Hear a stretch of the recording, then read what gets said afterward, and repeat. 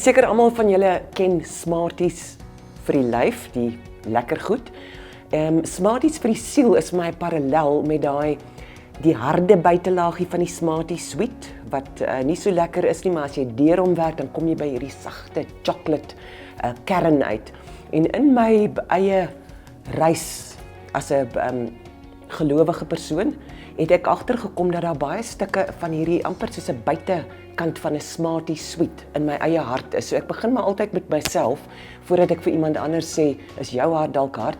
So ek het gesien dat ek baie bewus moet raak van wat die blokkasies is tussen my en daai sagte chocolate hart wat die parallel is van die Here se mooi, lieflike, sagte hart van genade.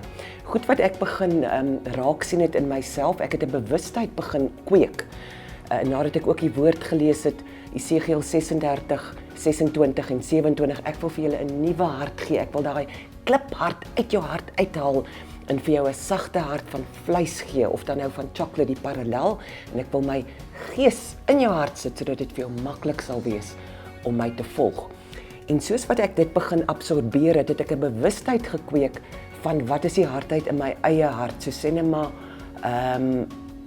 woede. Ek raak nou op hierdie oomblik so kwaad as ek huis toe ry en ek voel hoe daar amper 'n middelvinger in my hart opgaan, dan besef ek goed, dis daai harde hart, maar die Here wil vir my 'n sagte hart gee. So die hele tyd lê ek dit neer. Ek dink nie mens kan 24/7 realisties hierdie sagte, genadige hart van God hê nie, maar as ons begin strewe daarna, dan het daar groot verbetering in my eie lewe byvoorbeeld plaasgevind.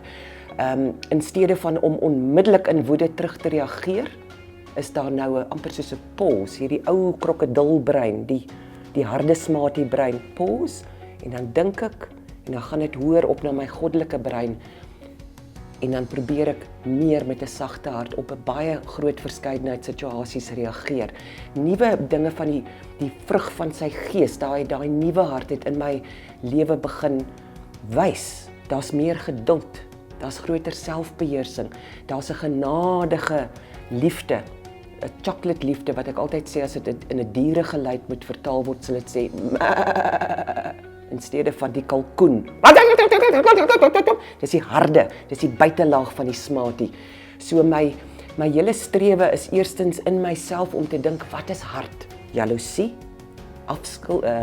geldgierigheid, afguns, ou wrokke, bitterheid, moegheid, 'n vreeslike kritiese gees. Ek kan voel al daai goed laat my hart saamtrek, asof dit die harde dop is van die Smartie lekker goed.